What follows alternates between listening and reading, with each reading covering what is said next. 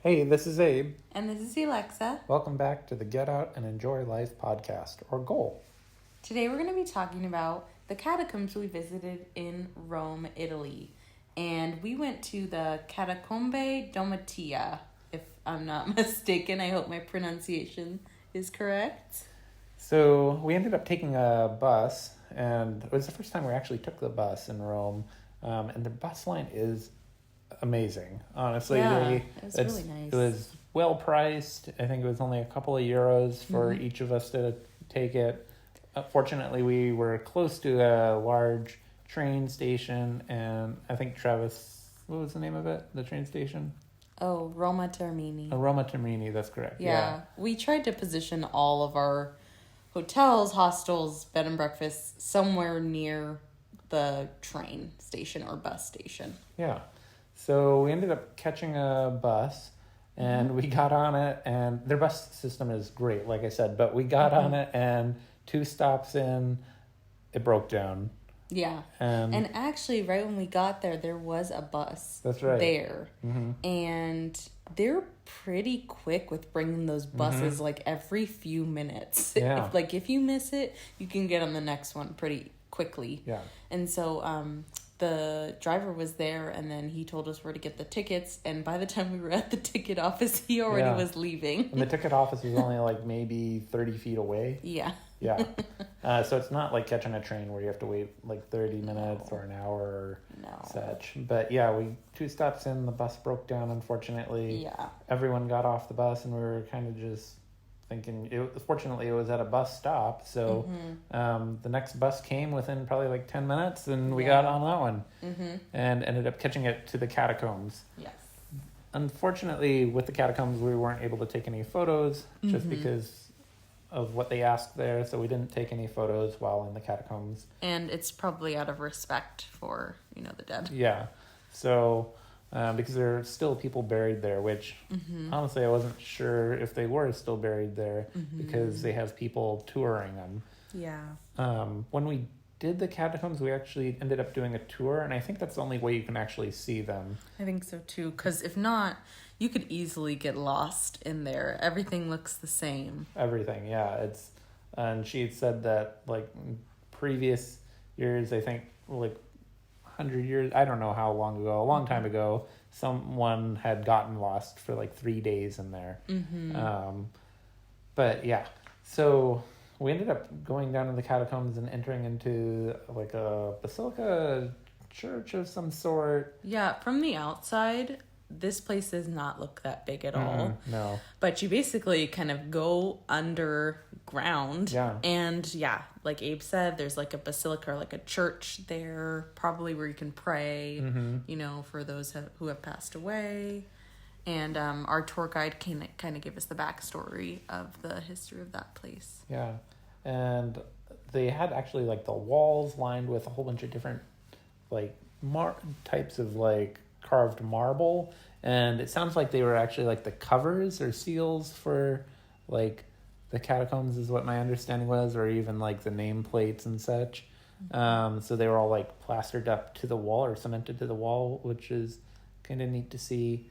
And then she took us down into the actual catacombs, and honestly I didn't really think about what I was gonna see because we really did see like, the dugout areas where they placed the dead, and there were some human bones there as well that I guess they had decided to keep, which I was surprised. Did not expect that. I was too. It was completely different than what I expected. Yeah. I don't know what I expected, honestly. I thought we were going to see maybe skulls or something like that. Right, like they show in movies, which is like movies. I guess that's all we had to go off of on our thoughts, but there were all kinds of things in there. Like Abe said, we saw the bones, we saw the areas where bodies were put, and they had different kind of shapes for things. Depending on what parts of the body went where. Right, yeah. Like they didn't dig it as deep where the feet had to go, and just dug it deeper where the shoulders had to go, like into the rock wall to save time. Yeah. But I think our tour guide was really good. It was really interesting that they actually still have some of that they still have a lot of the bones. Yeah. Down on the lowest levels. And now it's this thing 4 is like levels. right? 4 levels. We went down into the 3rd level. Barely. Yeah. We could only go in for like a quick second. They said that basically the rock that is down there is so like it's basically getting soft. So it's and like really close to the water table, I think is what she was saying. And so it's dangerous to go down there. Yeah. But the smells were very interesting. Yeah. It was like, it was, I could see how somebody could easily get lost in there. There's so many tunnels and pathways. And then we also saw one area that was like, I think the family was wealthy. Right. And you could only tell because of the paintings and things. Like the frescoes, The frescoes. And you could see things on the ceiling, little images and such. And it's kind of interesting, like, you know, like we like, you know, you go down there and look at these frescoes, but large portions of them are missing. And, you know, you'd think it's due to age, but they were stolen. Like, she was saying they were just cut off the wall, which I didn't know you could do. Horrible. I mean, that's like grave robbing right there.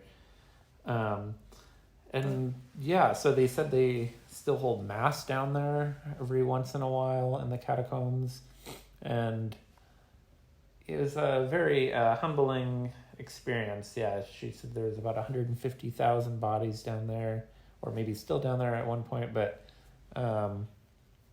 so then we ended up coming back up and brought us back up through the basilica and then back out into the daylight, right? Mm-hmm. So it was actually raining when we came back up, or drizzling. The weather was kind of all over the place while we were in Rome. It was very hot, then it was then it was like pouring, and so when we came, it was sunny. But when we left, it just started to pour. Yeah. And then we ended up catching the bus back, and we went to Travestere. Oh, that's right. Caught the bus to Travestere, which is a trendy neighborhood in Rome. It has a lot of little restaurants, and just cool things to see. It's very cute. It's different than like the Rome city center. So yeah, we ate. What do we have there? Pizza. Well, we went to this. Yeah, it was a cute little restaurant. It was actually.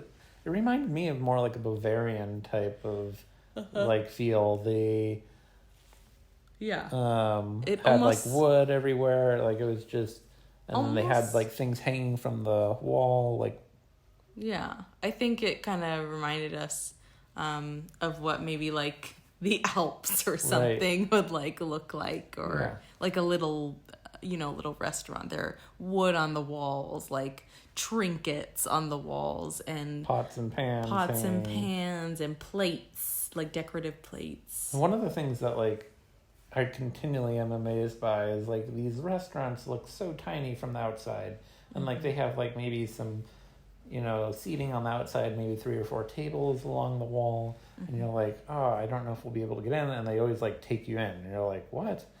And then like the way I started finding out that they're like way bigger than what they look is because like I would use the restroom, and like you'd have to walk through it, and it's like a second story, or like that maybe they're not always using, and like it's crazy how big these areas are. Yeah, our waitresses and waiters have been excellent. One of the things we found though while eating is that it's not like in the United States where you're just in and out, like they're trying to turn the table over as quickly as they can. And they don't wait on you. They don't, no. Because they're not looking for a tip. That's a good point. And so really they just seat you, they ask you what you want, and then they will not come back to you until you need a bill or you wave them down. Right. Or they see that you finished eating. Yeah, they won't come back to your table at all. They will finish seating everybody else and serving everybody else. And they will literally fill up the whole restaurant before coming back to you. Yeah, and so there's been a couple times where we've waited for quite a while. Like if we order like an antipasti, which is like a starter, and like an actual meal, like a pasta or pizza. So we've just decided we're just basically going to order the main dish right away when they come. Right away, because if not, we're going to be waiting there for a while. Like we'll get a starter, and then it'll be like 45 minutes, an hour maybe before like everything kind of shows back up. And actually, today, when we went out to eat, we did get a salad and a pizza at the same time, which actually worked out very well. That did. And we ate one first, and then we ate the other one. Yeah. That way we got everything we wanted on the table. Yeah. Yeah. And I think they brought it like that because they thought each one of us was going to eat only one of them. Mm-hmm. And then they realized, we're sharing it, so they brought out some plates. But I guess the reason they don't keep coming back is because it's not tip-based, which, like, honestly, it's kind of nice, too, because, like, you get to take your time, you don't feel rushed, you get to sit back and look at all, people watch, really. Yeah.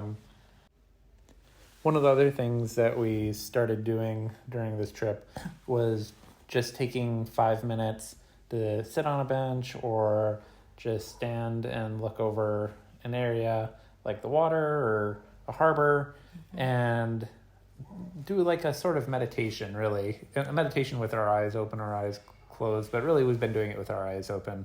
Yeah, and it's helped us, one, cool down when it's really hot during the day. And two, it really helps us slow down. I mean, for this entire trip, we really haven't been on our phones that much because there's so much to see. Even when we're walking miles and miles, there's just so much to look at and stores to go into and sights to see.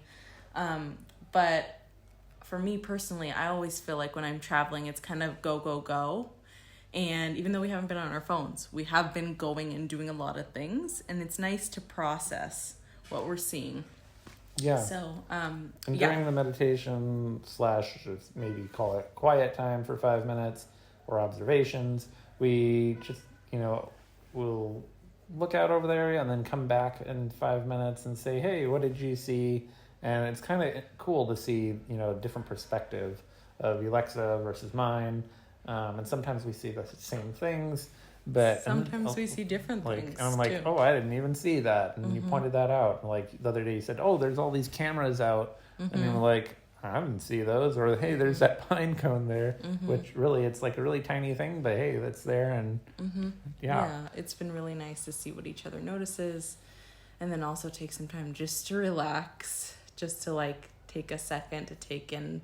Because this has been such a beautiful trip so far that... It's important. Yeah, and it feels like it can go by really quickly if you don't take the time to recognize it. So we'll see you on the next episode. Thanks for joining us on Get Out and Enjoy Life or GOEL. Remember to respect each other and, always get out and whether it's taking a walk around your neighborhood, sitting outside, traveling, whatever it is, go try something new, get outside, adventure a little, even if it's in your own backyard. And we'll see you on the next episode. Bye. Bye.